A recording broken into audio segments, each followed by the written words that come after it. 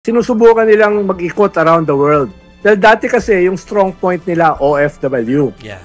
Ngayon hindi na masyado. Halimbawa, naglibot kami sa Tokyo 3 weeks ago. Naglibot kami sa parts of Europe. Dati, nung panahon ni Digong, wala kang makakausap na OFW na anti-Digong. Ngayon, dumadami na. No? Yung mga assembly namin sa Vienna, sa Hong Kong, sa Tokyo, sa Yokohama, sa Rome, sa Milan, kunya sa Berlin, puro mga OFW. Na sabi nila, dati, mga Digong kami. Ngayon, hindi na. So, ibig sabihin, mismo yung dati nilang base, kaya binabalikan ni Pulong at ni Sara dahil baka mawala sa kanila.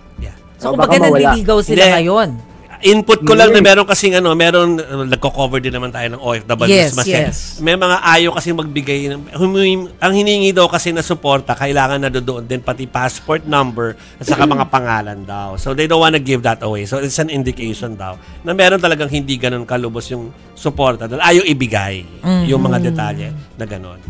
At saka syempre, yung pinakamahalaga, yung medyo nagsisimulang sumulpot last midterm election, yung kabataan.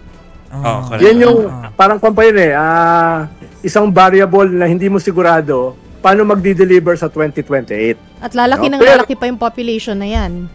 Correct. No? At syempre, kaya nga wala na ngayong mga politiko na dumadalo sa UAAP Games dahil sumisigaw yung mga nanonood doon ng ikulong na yan Wala nang dumadalo ngayon sa mga concert sa Araneta ng mga politiko. Kahit nga sa mga restaurant, tsaka sa mga mall, wala na ako nakikitang politiko Dahil ibig sabihin, may tama din sa kanila itong kampanyang ito. Kung ito ay masusustain going into 2028, tingin ko magkakaroon ng bagong turning point yung 2028 elections.